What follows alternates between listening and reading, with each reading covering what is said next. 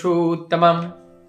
सत्संग को मनुष्य बनाने का कारखाना क्यों कहते हैं, और जगह जगह पे मैन मेकिंग इंडस्ट्री ये कहा जाता है जनरली। एक बात हमें यहां समझना पड़ेगा, सत्य क्या है, सत्य क्या है। सत्य वास्तव में सत्य ही इस संपूर्ण सृष्टि को पकड़ करके रखा है, और ये सत्य के द्वारा ही ये संपूर्ण जगत जो हम देख पा रहे हैं ये सत्य के ऊपर टिका हुआ है। सत्य ना होता जगत नहीं ना होती, तो सत्य के ऊपर ये टिका हुआ है। और उस परम सत्य के साथ जो संग करता है, मित्रता करता है, तो जब सत्य के साथ मित्रता करेगा, जिसके अंदर आत्मबोध है या आत्मबोध जागृत हो जाती है। सत्य के साथ आत्मबोध क्या है, ये देह का एक दिन क्षय होगा, और इन देह के अंदर एक ऐसे जो अदृश्य सत्ता है, और वो अदृश्य सत्ता ही सत्य है, और वो सत्य जब इस देह के अंदर नहीं रहता है तो इससे देह को मृत्यु कहा जाता है।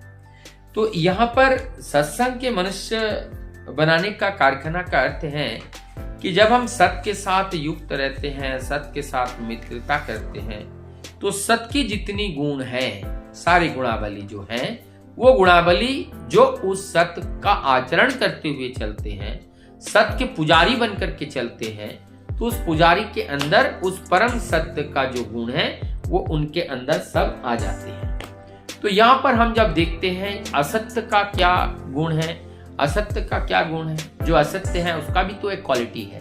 तो असत्य का क्वालिटी, जो असत्य का क्वालिटी के अंदर, असत्य का मतलब झूठा, जो झूठा होगा वो अहंकारी होगा, वो अज्ञानी होगा, वो विद्वेषी होगा, वो कुसंस्कारी होगा, वो जो है किसी गलत कार्यों को करने में हिचकेगा नहीं, ये सारे अवगुणों से भरा रहेगा। और ये अवगुण जैसे गंदे चीज अगर एक जगह रखने से बदबू आने लगती है, ऐसे कुसंस्कार वाले इंसान से भी एक ऐसे बू आने लगती है कि उसके संसर्ग में लोग जाना नहीं चाहता है, उनसे दूर रहना चाहता है। तो इसीलिए तो ये कुसंग हो गया, एक सत्संग है, एक कुसंग है। तो ऐसे संस्कार के कुसंग के साथ अगर हम रहते हैं, तो हम अगर इसके पुजारी बनेंगे तो वही सब सारे संस्कृति और सारे जो गुण है वो हमारे अंदर ट्रांसफर हो जाएगा। तो इसीलिए सत्संग जो भी सत्य के साथ युक्त हो, किसी भी मत पथ अवलंबी क्यों ना हो। हमारे समाज में हम देखते हैं हिंदू, मुस्लिम, सिख, ईसाई, बौद्ध, जैन सब हैं, लेकिन सत्य तो एक है, और उस सत्य को जिस रूप में वो ग्रहण करे ये उनके ऊपर निर्भर करता है।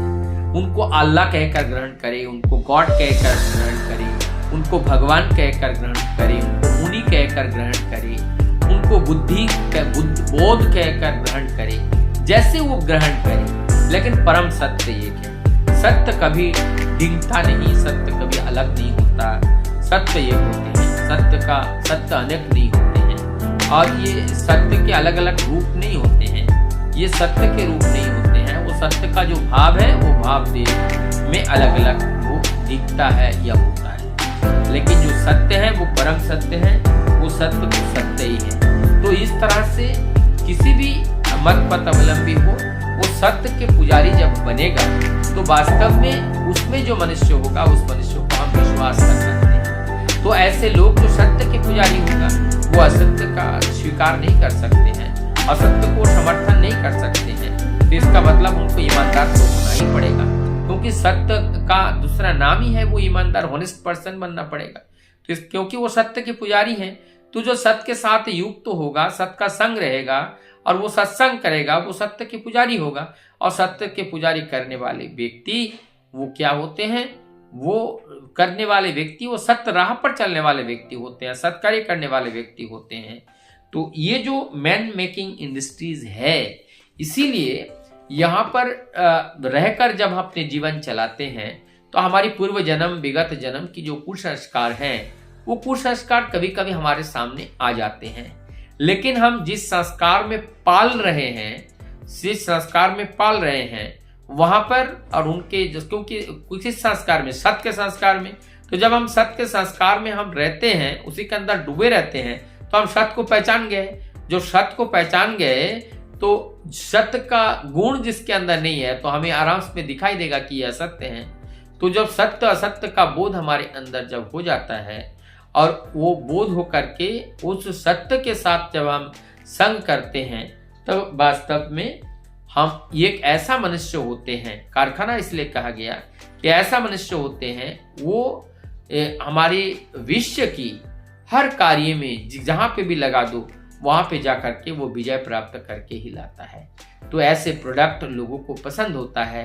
एक दिन ऐसा आएगा, ठाकुर जी ने भी बोले हैं कि ये सत्संग के मनुष्यों को खोज किया जाएगा क्योंकि वो ऑनेस्ट है और वो ईमानदार है, बेईमान नहीं है।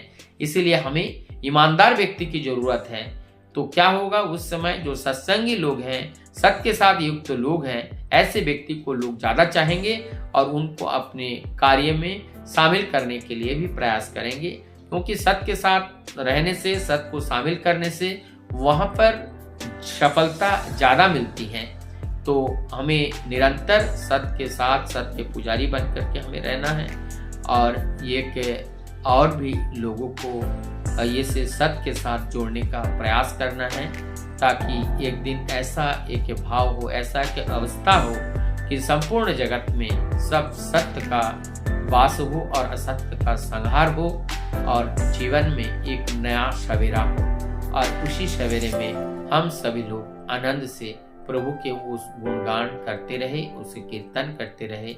यही जीवन सार्थक जीवन है, सफल जीवन है और यही सफल और सार्थक जीवन प्रभु का बहुत पसंद है।